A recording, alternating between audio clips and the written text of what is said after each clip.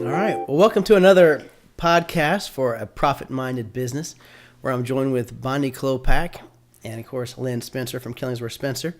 And this podcast is all about helping small business owners really learn from one another. You know, we've gathered from just our own experiences as business owners that really and truly it's so valuable to learn from one another as far as successes and, of course, pitfalls, because if we can avoid some of the pitfalls that someone fell into before us, we're all for that. So today's episode, we're going to talk a little bit about how Bonnie started her business, and I don't want to give anything away. I want her to share it with us. But today's episode is going to be a lot about systems. So Bonnie, tell us a little bit about your business and what you do. We have a business. My business partner is Ann Tumler. She's an occupational therapist. We have a business called Next Right Steps, and it is concierge therapeutic coaching for families facing social, emotional, behavioral challenges. And Ann and I have a background in the school system, and that's how we met. We worked in an autism classroom with behavior disorder, with the kids that have behavior disorders. And one of the things that we were frustrated by was the limitations that we had to influence what was going on with the kids once they left the school. And in the education world, we call that across settings. Sure. When we had parents that actually did the strategies that we encouraged them to do at home, when we had them do that, the same thing we were doing at school, we saw a huge increase and a huge improvement in behaviors at school, and so did the parents too. Okay. And it doesn't happen overnight. It happens over a period of time, and it happens through an education and an understanding from the parents and an acceptance from the parents that this is what their child needs. Wow. So Ann likes to say that she used to, in the school system, occupational therapists are just given any kind of a space, whatever is available. Sometimes it's the hallway. Yeah. A lot of times it's the supply closet. Yeah. So she was in our supply closet, and she said, I came out of the closet one day and said, we have an idea. So we both, I went to school 7 years ago, to get my master's in social work. Nice. And Ann has her doctorate in occupational therapy. Part of her thesis was to, her project was to write a curriculum for post-secondary kids on the autism spectrum, high functioning or not, so that they can launch and become independent. Okay. And so that's what we do in terms of the whole system. We teach and teaches the person that is having the behavior issues and on the autism spectrum or whatever is going on. She teaches them the skill set. I teach the family the strategies on how to accommodate what's going on with the child or with the family member that's doing that. Okay, so you start off in the school system. Right. And you're, working with the kids in the school, and then you figure out, I mean, you probably already knew this, you just didn't know how to make it happen, but you obviously learned that the things you were doing in the school would work even better if they were being done in the home. Right. And so the disconnect was, sure, you get the kid in the school system, and that's great, but it really doesn't help as much when they go home to a broken system there. Right. So you can work with the school system, but you can't work with the family system. Right. Then you come out of that, and you're like, we've got to figure out how to transition. Right. And so that's when you launch Next Right Steps. Yes, exactly. Okay. Exactly. And with Ann's experience with autism, right, you kind of have a niche with families with an autism on the spectrum child. Right. Okay. Yes. Well, that's great. So that's a huge thing. So, okay, now you have the idea for it. How do you actually decide and form the business? What was that process like? I'll let you know when we're done. We're still in, we actually went to the SBA, Small Business Association website, and did a business plan. They have a template, a really good template. There's also an SBA association over at Kennesaw State University. We went there, and we also there's a small business incubator called the Edge Connection. Cool. That used to be part of Kennesaw State University, and then they have branched out. And they concentrate on women-owned businesses and a lot of very small, like Etsy kind of businesses. But they have offices, and they have very inexpensive consultations. Some, 2 a month. You get 2 a month that are free, because it's the part of the Small Business Association, which is part of your tax dollars at work, and it's an opportunity to grow the business and try to kind of. One of the things we had a challenge was the trying to focus on a specific, because we know we can do so much, and so much makes it so much of what we do, we can do. So it was hard for us to kind of hone in on a population. Find a niche. Yeah. So, and that was one of the things that the Edge Connection really did help us do, was we had some consultations and a lot of mentors. Wow. Over there. Well, Yeah, it was really great neat. resource. Oh, Yeah, it's a wonderful resource. Is that just for residents of Fulton County? No, or it's we did it in Kennesaw, Cobb County, yeah. but Okay. we did it in Cobb County, and I believe it's statewide. If you can find somebody who's just associated with the small business, the It's SBA. the SBA, so it's Yeah. just the Georgia.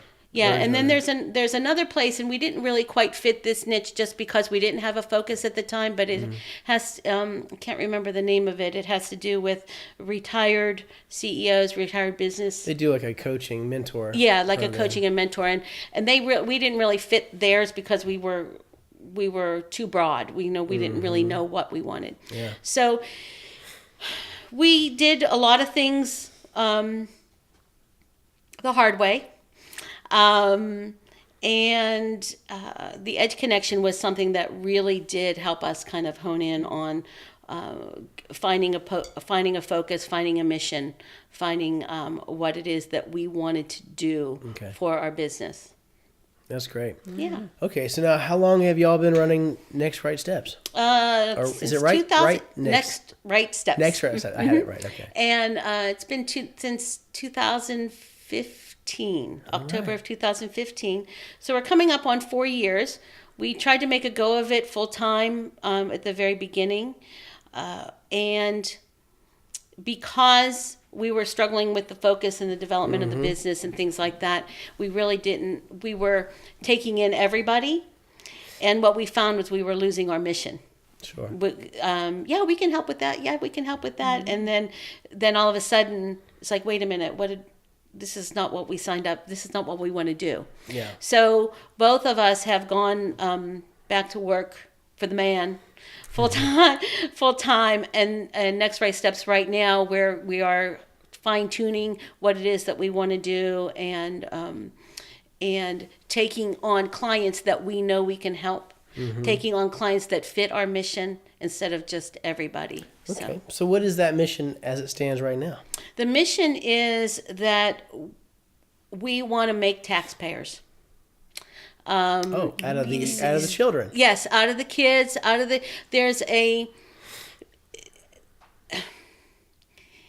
it's the A word in the world of education. When a parent hears autism, it's total panic sets in. What am I going to do? How am I going to do it?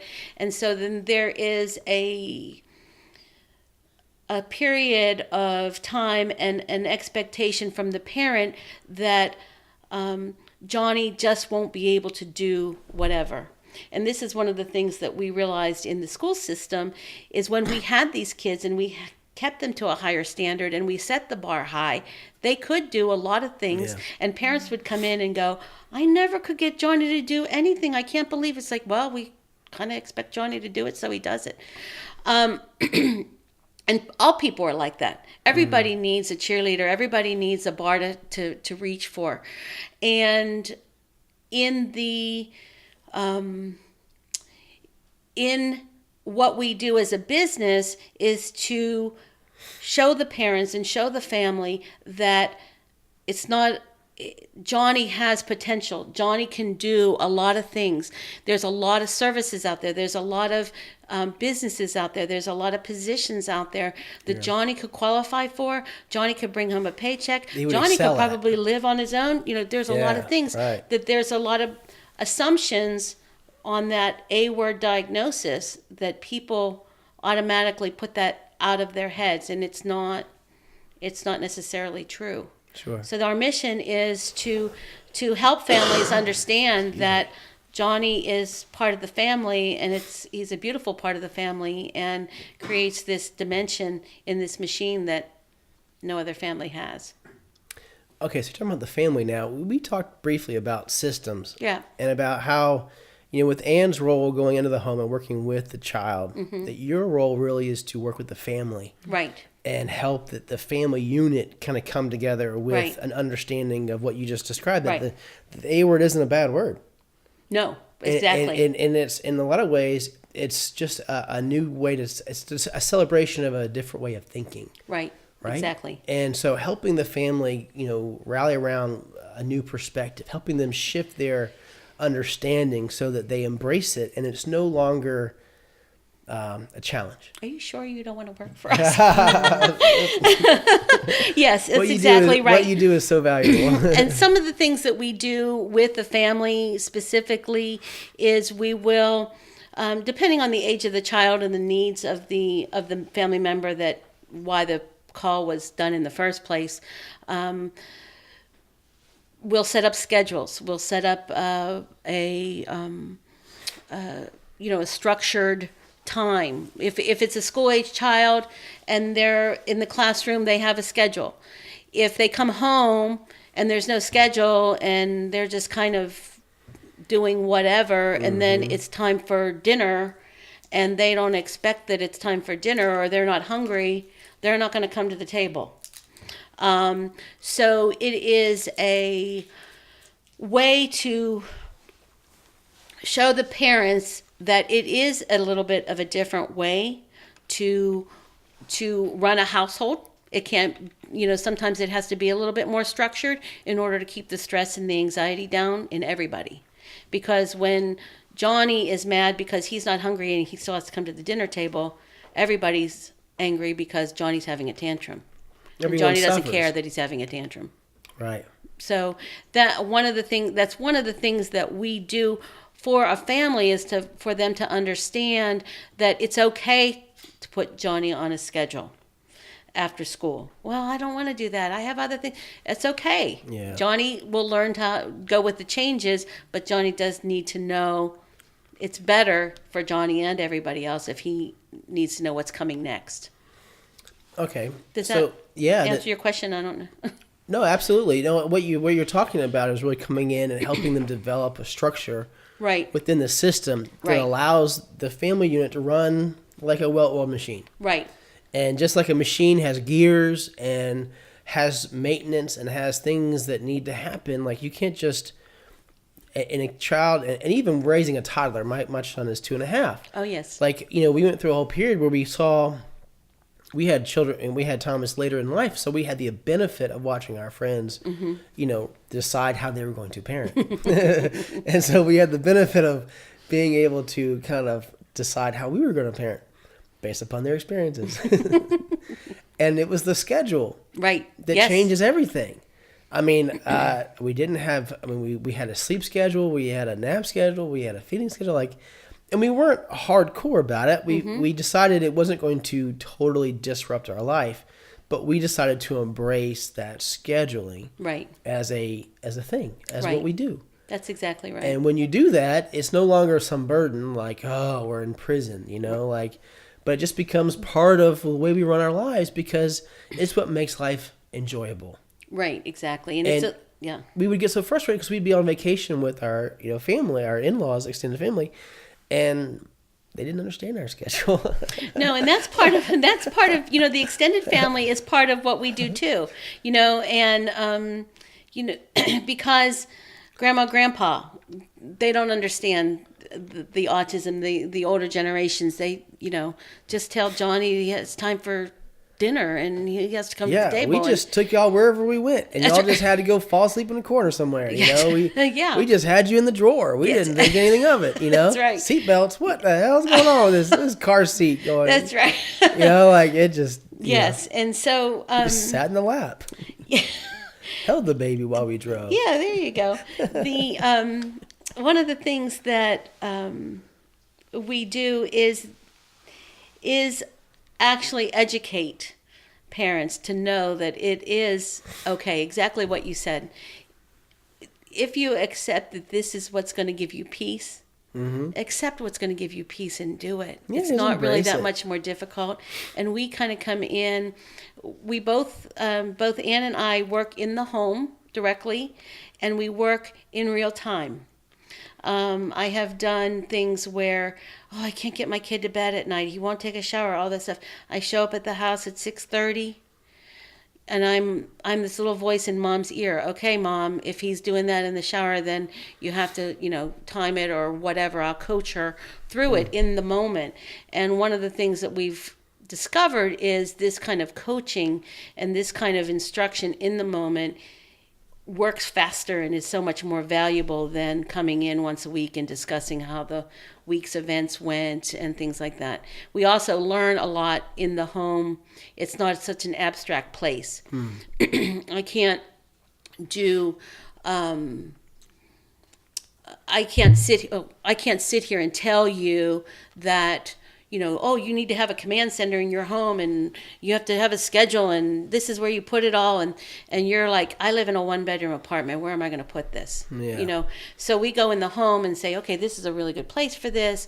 If that doesn't work, we can try it over here, those kind of things. Wow. Well, I mean, like you said before, it's like a consultant coming in and saying, here's all the things you should do to run your business versus being hands-on and helping you do it yourself and helping do it with you. Right. So that's really valuable. You in the system conversation, you mentioned the squeaky wheels. Right. And dealing with, I guess I don't want to say too much, but because I almost took away from our podcast by talking too much about it. But tell us a little bit about how you're dealing with, when you look at the family unit as a system, how do you address keeping everything in line and how do you teach that? One of the other services we do in our practice and in my research as a graduate student, I discovered that families with special needs, kids on the autism spectrum, kids with other special needs, autism spectrum mainly because there are so many things that are claimed to be cure-alls or claim to work, and parents will do many things and throw money at a lot of stuff that they think will help cure, change, improve the behavior of their child. And part of what we do for that, and it becomes a squeaky wheel because finances is an issue unless you're a millionaire. Everybody has to worry about their finances. So one of the things that we do is we help people conserve their finances. That's where our name comes, Next Right Steps. Anne has been in education meetings for kids on the autism spectrum, and in one breath, they're talking about how Johnny jumps out the window, and in the next breath, the parent is asking Anne how to get Johnny to spell his name. And it's like, okay, let's deal with Johnny jumping out the window first, and then we'll worry about whether or not Johnny can write his name. So this is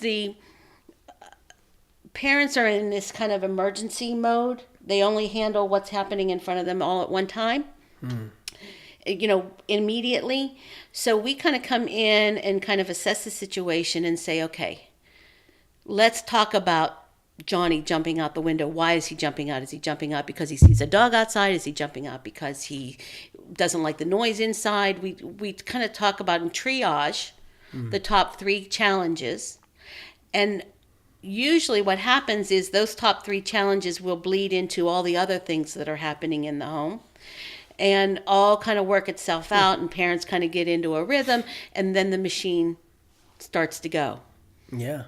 And other things kind of creep up sometimes, but there's an element of, okay, we got this, and we've been here before, we've done this, and that kind of thing. You know, Bonnie, I can't help but see the correlation with just running a small business in general to the family system and working with an autistic child. I mean, it sounds, talking about, working with businesses from a strategic standpoint, you go in and you triage. Yeah.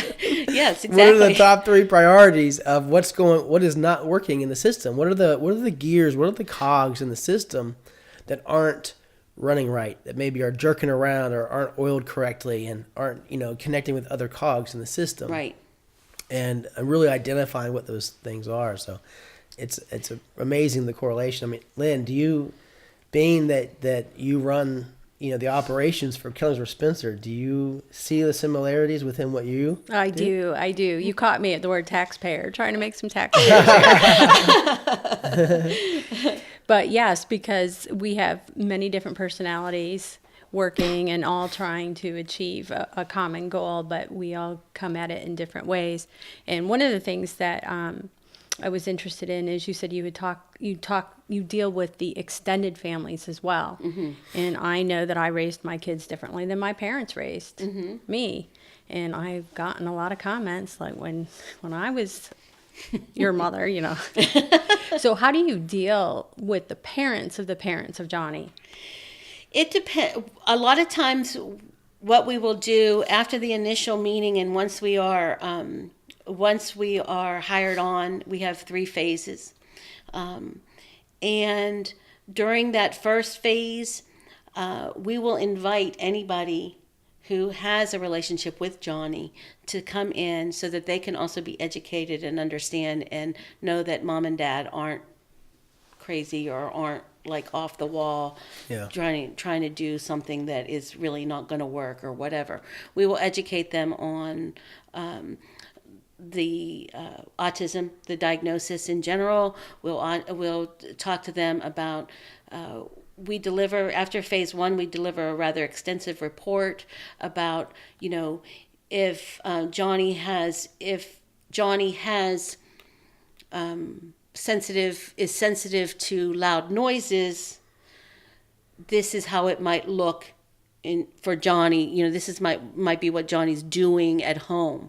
Mm-hmm. And more often than not, Anne she's a genius at that stuff. And more often than not, depending on how the sensory things happen and how he reacts to his environment, parents are like, do you live with us? How do you know that? And so that understanding can be educated to the family and portrayed to the family, including the siblings. The siblings are a huge thing too, because when you have someone who is a real squeaky wheel, usually the closest cog to the squeaky wheel is not going to be working it's not going to be working really either. So, and that's usually the siblings, older, younger, whatever. And sometimes it's about attention, sometimes it's about frustration, sometimes it's about anxiety. It doesn't, we'd have to kind of go in and figure that out. And usually when the sibling is taken care of, the sibling then will join in to helping the child who has the diagnosis to kind of work a little bit smoother. Okay. Because a lot of times it's attention. A lot of times, so very often our prescription for that is, okay, Johnny gets all the attention 29 out of 30 days in the month. Take Johnny's sister Susie out and leave Johnny with the babysitter and just give Susie some attention. And very often that kind of helps a lot. Mm-hmm. So that's great. Yeah. So Lynn, do you find that you have squeaky wheels in the office? Oh, there's many squeaky wheels in the office. How do you deal with your cogs in the system? I think basically take a breath and handle first things first, because when I try to handle all the things coming in at once, it's just too much and I can't give one thing. And I don't think most people can give too many things the attention they deserve all at the same time. And, I have an admin who's 18 who's starting to see all these things happening at once and how to handle it. And I'm like, this is good experience for growing up in life, because these things do come at you in all at the same time, and they all are very important, and they all demand your attention. Yeah. And sometimes I can't help you with which one to choose. You're just going to have to breathe, pick, go, and then move on. But those are my squeaky wheels. It's just lots of demanding tasks all at once. Is it so obvious to just say that, how to prioritize is just which one's squeaking the loudest? Generally, that is how it happens. And unfortunately, I feel sorry sometimes for the one that doesn't squeak, because Right, they're the one that gets lost. They really do. And squeaky wheels do get more attention. And I'm not sure that that's quite fair. That's where the one that's not the squeaky wheel doesn't need a lot of attention. They just need some, and they just need to be recognized and know that they're valued, they're here. And so that's where we come in with the siblings, going, I'm really happy that you're a part of this family. I'm sorry that right now, you can swim just fine to the shore. Your brother needs help swimming to the shore, so I'll help him. And then if you feel like it, you can help too, but you don't have to. You just swim to the shore yourself because you can. So, but to acknowledge that you are a value of this system also, because these gears out here wouldn't work if you weren't the closest gear to your brother. So we need you too as part of this, and the good news is they don't need a whole lot. They don't need 29 days. They maybe need one or two, or one or two pats on the back and saying, man, I appreciate that you're kind of going with the flow on this, because I know it's crazy. And sometimes that's enough to just be recognized for that. That's good to know. Yeah, I mean, when I keep relating this back to just general small business management, and it blows my mind how similar it is. I mean, not just with clients, but even with your employees. Being able to provide the right guidance and training, but also make sure that you're not leaving someone else who is doing a great job unrecognized. I can just see the relationship to that. Do you guys work with a lot of small business owners within Killingsworth Spencer as part of what you do in your tax planning service? When you come into a growth mode business and you see them hiring and all that, what are some of the things that you've seen some business owners are doing to make sure that their system is running well? Do you have any suggestions on that? My suggestion is to surround themselves with a good team. Yeah. And I'll say it time and time again, because that growth is going to create opportunity and problems. Yeah. And more busyness, and you're going to need help with that busyness. And I heard you mention village earlier, but that village again of collective minds to solve problems and grow on top of your growth, and thrive from that growth. Yeah, I mean, that was definitely, I think that's probably the key piece right there, is that having that team, whether that's somebody who deals with benefits. I know that the way we work together, we work with small business owners as a fractional CFO and tax preparation and tax planning is part of that financial team. When you include the bookkeeper, you end up with that boardroom mentality, of advice and trusted advisors. So I think you're right. I mean, it's so critical to have the certain teams in place, and then leveraging, like a Killingsworth Spencer, to find the relationships, like the benefits person and somebody who deals with HR on the level that might help them develop a talent retention program. Because, I mean, in the current economy, we're looking at, 4% or less unemployment. And so it's hard to find good people. It's hard to even, to keep good people, So having that team in place to help the squeaky wheels not only get the attention they need, but also reward employees along the way within the business structure itself is probably pretty critical. Bonnie, you had talked a little bit about how you launched and then you kind of gone back to working, Yes. in the system. What are your plans to, I love your model. I love what you're doing. It's critical to do that. You found your niche and you have an extreme value to your niche. What have y'all discussed as far as your next attack mode when it comes to growth? Like, how Our are you next going right to step? how are you going to get there? Our next right step. Yes. What is your right next step? Right now, I'm currently a therapist for a practice in Marietta, and the director of the practice is very good at business, at what she does. Business, running a business, growing a business, and she's open and willing to learn, and this is kind of her niche. She's a therapist too, but she wants to be the business, she wants to run the business of a therapy practice. So Ann and I are actually considering coming in under her practice as an umbrella, as a as we got to talk to a couple people, figure it all out, the legalities and the intricacies of all that. That's part of our issue in terms of a business. We just want to help people. We don't know anything about any of that other stuff. It's tough to run a business. It's so difficult and because we don't have. Ann and I, we always talk about we need a string holder. We're these helium balloons that float around and have all these great ideas and can do all these great things and all these. We're very pretty in the air, but we float and we don't have a direction. We're not anchored.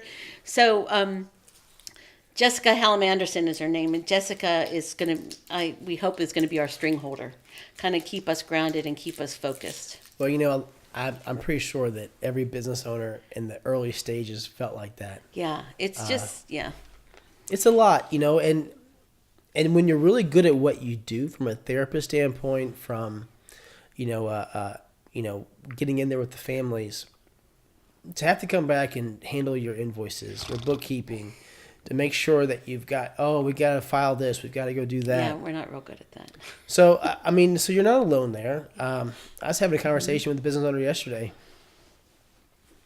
I said, well, what was your revenue for 2018? And it was a guess. Oh, yeah. It was a guess. And it's what I've learned is that, and the person had recently hired, an accountant, and the accountant was trying to figure out how to go back and look at everything, because there wasn't an accounting software in place. There wasn't someone handling the books. It was just a bank balance accounting method. And so she was blind to her real revenue, minus profit equals expenses. And, so in the end of the day, she was actually, running in the red. So the reality is that most business owners are great at, and she's a superhero, by the way. I mean, like superhero in her industry and what she does. Doesn't do numbers. And I'm a math teacher by training, believe it or not. But as soon as you put business, I can add and subtract with the best of them. But as soon as you put that, that word business, assets, liabilities, all that stuff, I might just completely glaze over. Well, and so I understand the numbers if you explain them to me, but the jargon and all that stuff.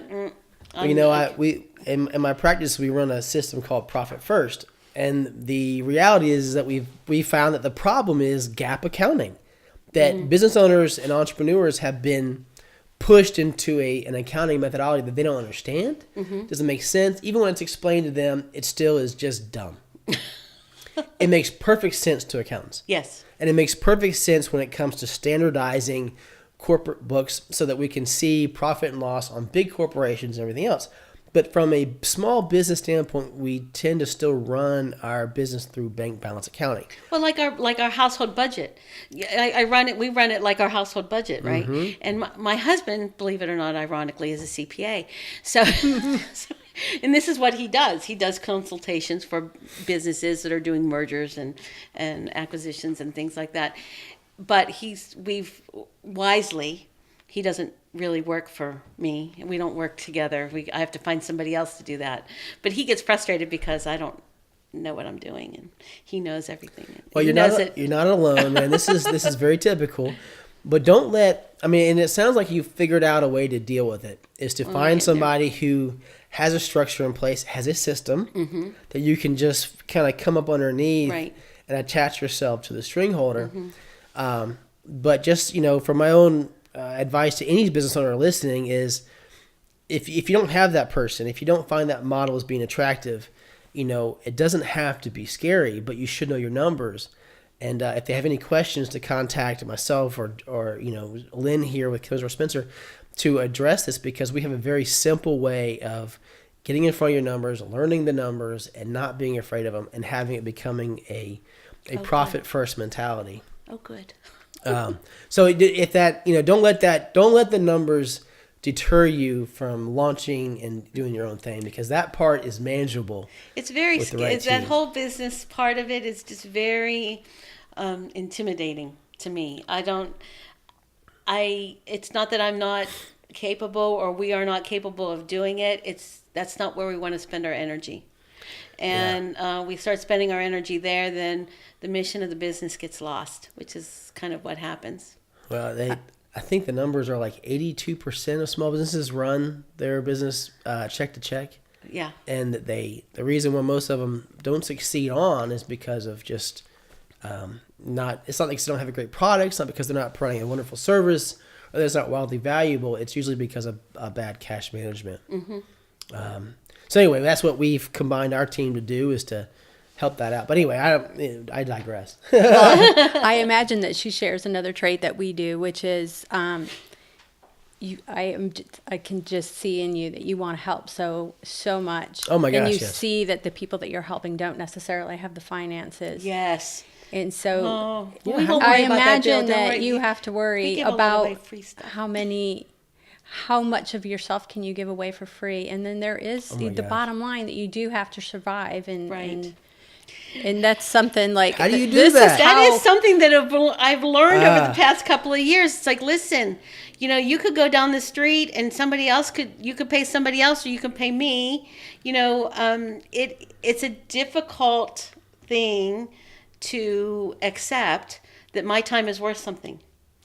And if I'm not producing a widget, how can I place time on that? Because not only is my time worth something, but it's only worth something if you do what I say. I can talk at you all day long, and if you're not going to do what I say, then you're really wasting your money, my time, your time, everything. So I have one of our very first original client, still part of our family. Once you're with us, you never get rid of us. And occasionally she'll call us up, or she'll send me a text or something like that to let me know what's going on with her son and all this. And I remember her saying very early on, "Oh my gosh, I did what you said and it worked." And I said, "Yeah." And she said, "And it wasn't even really that hard." And I said, "That's what I'm trying to tell you." So it's hard it's very empowering for us to be able to hear that kind of feedback. But at the same time, it's hard for us to give a value to that when, I was a parapro in the system and made $15,000 a year, So, oh my gosh, my time is worth this much? I can't believe I have to go to see a therapist and they're charging $150 for an hour. It's like, those kind of, I'm really worth that much, whatever whatever we decide. And we learned the hard way, I think, that we did give too much away. And we learned that the first year when we tried to make a go of it without any other support. And what we realized was there's people out there that are charging way more for way less. And we have to be okay with claiming our value and our time and our service. It's something we haven't mastered either. Janet's been in business for 30 some years. Yeah. And, she hasn't mastered that, and I am not quite the best person to help her along with that. And that was one of the first things I realized that I had in common with Corbin, that we're, so many of us just tend to be givers. Yes. And we do all kind of struggle with, where do we cut that line between, the charitable work for our clients and making a living. One of the things that has helped me especially is that way back when my kids were babies, I used to sell Tupperware. And so the expense of Tupperware was always the big thing when I would go out, and we can get it for Rubbermaid for less and blah, blah, blah. But I believed in the product, and I believed in what I was selling, and I believed it was worth the money that they were charging to get it. And I've kind of transferred that into this mindset of, listen, we're in the range and the field of the profession. Every once in a while we'll do a Google search about how much things cost and in the system and things like that. And we're in there and we're in that range. It's okay because we're in that, we're not exorbitant, we're not really inexpensive. That's the other thing too, is you have to put some kind of value on it, or it's not valued by anybody, by the receiver. So that's another thing that I've learned over the years, is if it's free, nobody's going to value it, or if it's doesn't cost enough, they want to know why you're so cheap. They want to know why you're so inexpensive. Is that because you don't do a good job? And then you can't overprice, because then it's like, well, that's just a ripoff. So we kind of get in that middle range, and then convince ourselves that it's okay to be there and just say, hey, this is what we have to offer. This is what we charge. Yeah. That's it. There's other places you can go. There's other things you can do, and just kind of trust. A lot of times I found that, and it's really more about the results. Right. Right. So, it's asking the question, imagine having a family unit that does gel, that you don't have the tantrum every night to come to dinner, that getting a bath isn't torture for everyone, that when you finally get Johnny into bed, that you're no longer having to unwind with 3 glasses of wine. That's not your routine. Imagine being able to enjoy, an evening relatively free from tantrums, and being able to communicate more constructively and understanding what Johnny's going through in a way that's no longer challenging, but more of a celebration of progress. Mm-hmm. Imagine that. That's a great pitch. What is that worth? Yeah, exactly. How would that translate to your emotional stability? Mm-hmm. How would that translate to the ability of your family, whoever earns the income, to earn income? And how would that benefit you 10 years from now, 20 years from now, having the ability to run the family or the business system without having all of these massive breakdowns along the way?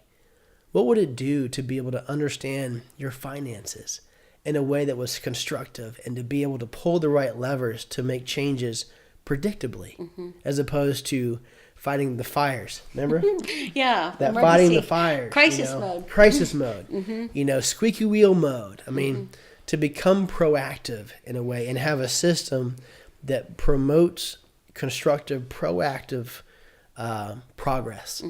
In building a business, growing a business, loving your family, enhancing your family, knowing how to go about, and having a team behind you that provides you tools, insights, and instruction along the way, and guidance.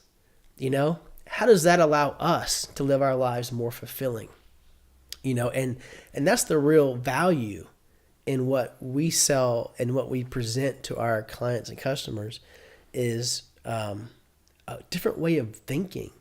We talked about it in the last podcast, Lynn, with Janet, talking about how if somebody had a tax planner throughout the year to help them understand tax laws, and not just all of a sudden, all at once, trying to fire hose all your information while they're fire hosing everyone else's information. You know what I'm saying? But you had that trusted advisor on the way. How nice would it be at the end of the year to feel you're in control? It's an empowering thing. It's an empowering thing. And what happens is, in a family system, when you have that empowerment and when you have that that confidence and that knowledge and the wherewithal to be able to follow through with it, the squeaky wheel no longer rules the machine. Right. It's the wheel. It's the main gear. It's the transmission. It's the, however you want to put it. That's what's running the thing, and then the squeaky wheel just kind of becomes this thing that you just have to kind of tune up every once in a while and figure it out. Yeah.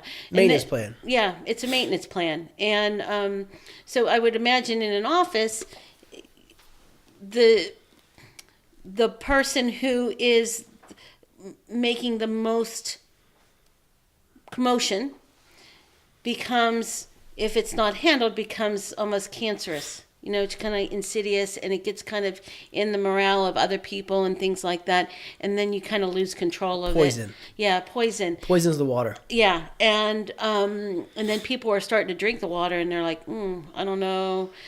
But if you can kind of get that contained, then it's not so damaging, and then you have control over. And you have it's more empowering in terms of the direction that you can take for your own business and your own family. Yeah, I mean, we even talked about how if, you know, in the same family situation that you normally come across, that if they don't address the problems they're experiencing, they don't just go away. They're not just benign. Like, they literally begin to cause resentment. That resentment grows into, you know, it could be divorce down the road. It could be, you know, a breakdown in health. It could be a breakdown in family unit. It could be a separation from other family members that, uncles and aunts that can no longer be a part of the family unit because of something that happens or some disapproval. Like, all these things really disrupt the family unit. And same thing in business. If you've got an employee that has a terrible attitude all the time, always complaining, always causing problems, then in general, it's going to break down the rest of the system. And so we've got to learn and address these things, not in a way of automatically just getting rid of it. I mean, that's not really always the solution. The solution is much more open-minded than that. And right? intricate. And intricate, you know, and that's really where you and Ann come together as a specialty there. From a business owner standpoint, it just goes back to having that village of advisors to bounce ideas off of. Because sometimes in our own mind as a business owner, we have a very myopic way of thinking. And we're kind of stuck in our rut of the way we view things. So, I mean, being able to spitball and be a part of, whether it's you or Janet and with a client all together, you know, bringing in the business attorney and bringing in, you know, the benefits person and having that conversation as a group, whether it's on a conference call or whatever the case, I think that has such tremendous power to help us deal with the day-to-day. And business owners that run it by themselves, like you were experiencing, you kind of... It's overwhelming. It's overwhelming. It's hard for one person to do all that. And, you know, there's a management system. There's an idea person. There's a one that does the marketing. There's the one that handles the business. There's, you know, it's like I think there's like a management format. There is. It's an organizational chart. Yes. Well, you know, you're supposed to have multiple people wear the hats. Right. Exactly. So that the creative person doesn't have to worry about implementing the thing. You got somebody who already does that. Left brain, right brain. Yes, it just doesn't gel. I mean, lately I've been dealing with multitasking, and I've learned that multitasking is a myth. You can't actually achieve what you think you're achieving. No. You trick your brain into thinking you're actually doing more. Nope. You're doing less. Yes, and less efficient. Less efficient. So it's more about chunking and about, you know, doing something specific and not allowing yourself to drift. Yes. Because otherwise you just, you're spinning your wheels. And I've been so frustrated lately with that. I have continually trying to multitask, and it's just not effective. No. So I have a question for you. Yes. Early on, you mentioned you want to take young Johnny and create taxpayer Johnny. I imagine Johnny has a lot to offer, specific in many businesses in our society and culture. what do you ever go into the businesses and help the staff that's working with Johnny understand? We have not gone there yet, but we would. That would be something that would be in our wheelhouse. Right now, we're working with the family and concentrating on kind of getting Johnny in a space where he can succeed. There are quite a bit of vocational services that are out there that are available to kids that have an autism diagnosis or other special needs, and whether or not those placement in those vocational services provide the support for the business, that depends on the agency. But that is something for sure that we would be able to do. Job coaching they call it job coaching. Mm-hmm. There's, I think it's called Best Buddies. Oh. It's a Maria Shriver organization. Oh, cool. And they actually do direct connection and mediation between the person with special needs and the school environment or the business environment, and make that kind of connection with them. Bonnie, talking about other connections, have you guys figured out what kind of pathways there are for you to connect with other businesses like yours or other nonprofits to support autism that you could be a preferred vendor to? Have you checked into any relationship opportunities like that? I just had a meeting yesterday with a education advocate who does IEPs, mm-hmm. Which is individual education plans for kids in the school system. Uh-huh. These are kids with special needs that need to be able to have access to the education system and the things in the education system, and they need to be accommodated for that. So this education advocate kind of goes in as a representative of the parent and of the child to be able to get the services that the school can provide. Mm-hmm. And that is one of our connections, because then we would go in and work with the parents to explain to the parents, the school is doing the best they can. This is what you can do to help them become successful too. And like I said at the very beginning, this is one of the things we saw.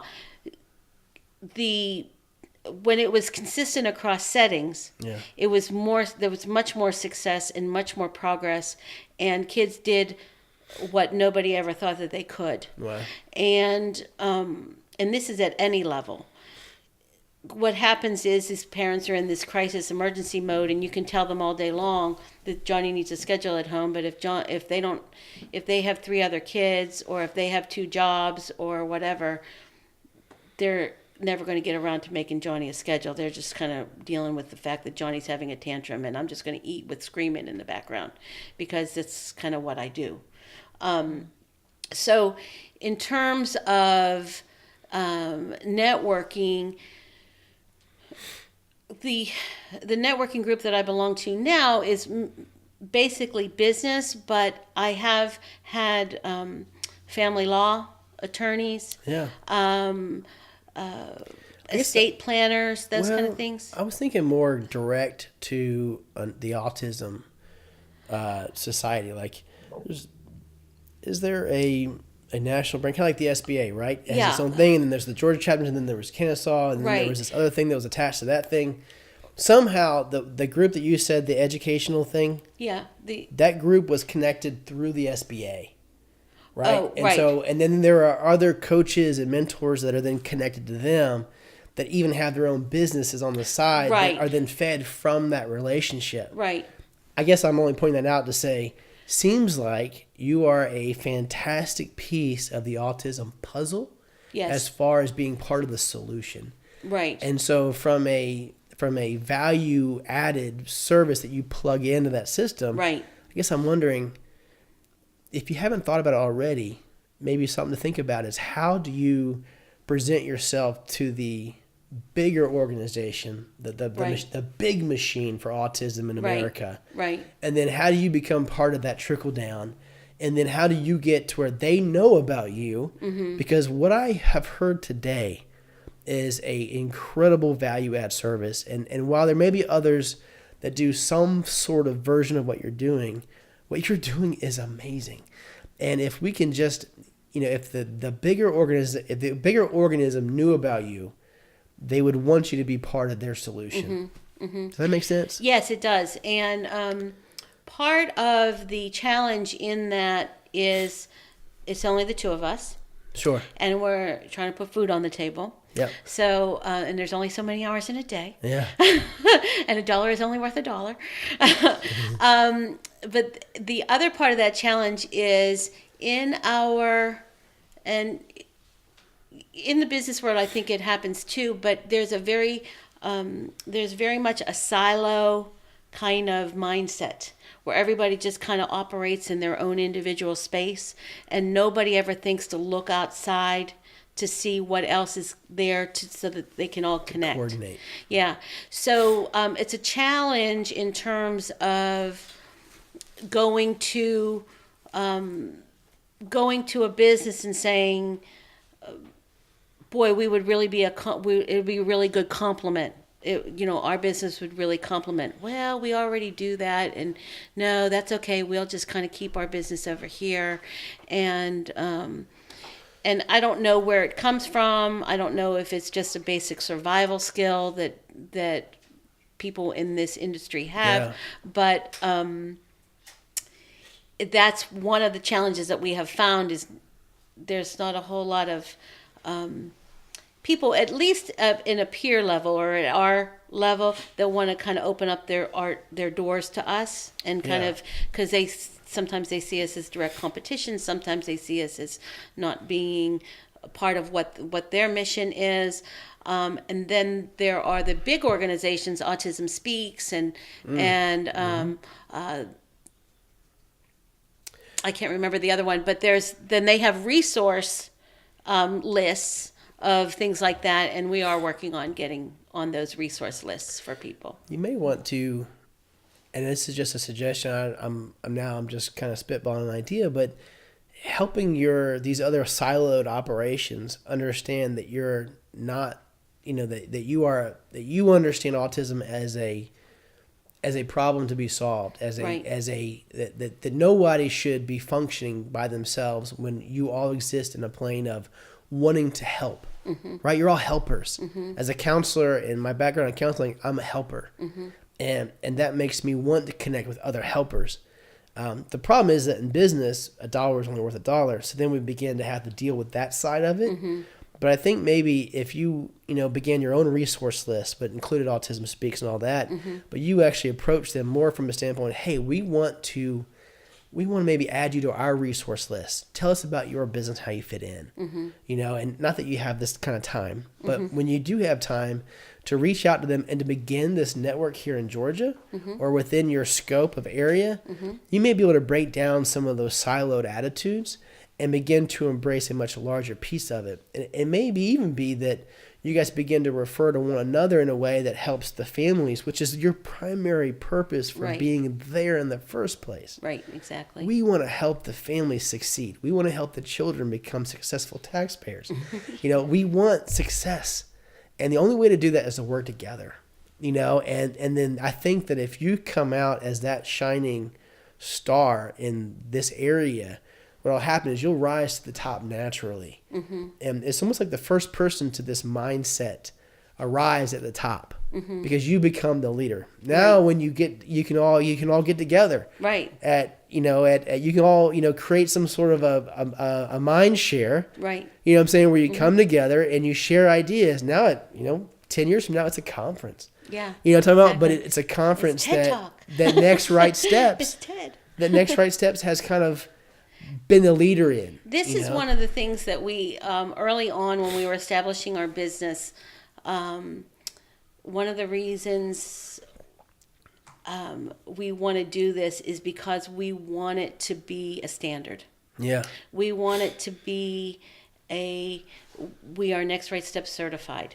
We are part of this program that, part of this mission that the family is a system, and the family is what's going to help everybody succeed. And it doesn't even, I mean, you can look at every neurotypical families that don't have special needs or don't have a diagnosis, and a lot of the things that we do translate into that. Yeah. So Yeah. it doesn't even have to be a special thing. It can just be families relating to each other. So this NRS certified, Next Right Step certified, is one of our original dreams for the business itself. So doing something that you mentioned, something like that, doing something and leading the way in that interconnecting. Gives you the credibility to form that.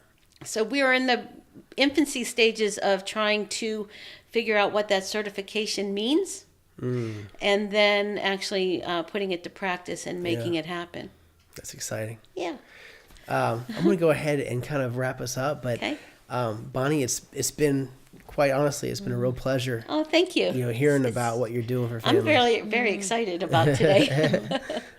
And Lynn, as always, just the insights and the value you bring, talking about business systems and what you do for Killingsworth Spencer is always key, and especially what we're talking about today with the family unit, And Corbin, thank you so much for hosting as Yes, always. thank you. You made it easy. I appreciate that. Well, it's always a pleasure interviewing everybody. Appreciate you. Thank you. Bonnie, tell us how people can reach out to you. Obviously you talked a lot about how you can help. If someone needs your help, how do they reach We you? are on the internet. We have a website, nextrightsteps.com. You also can reach us with our phone number, 770-765-NEXT, which is 6398. 770-765-6398. That's fantastic. But right now, that's kind of where we are. All right. Well, thanks everybody else for listening today on the podcast. We want to make sure that you're getting a lot of value at it. Please give us your feedback and comments if you're able to. It helps us, develop and grow this. And of course, if you are listening and you want to be a part of our show next time, contact us and let us know more about what your business is all about. And we'll see if we can't have you on the show to share, and we can all grow and learn from success and pitfalls along the way. Yeah. So thanks again, everybody. Thank you.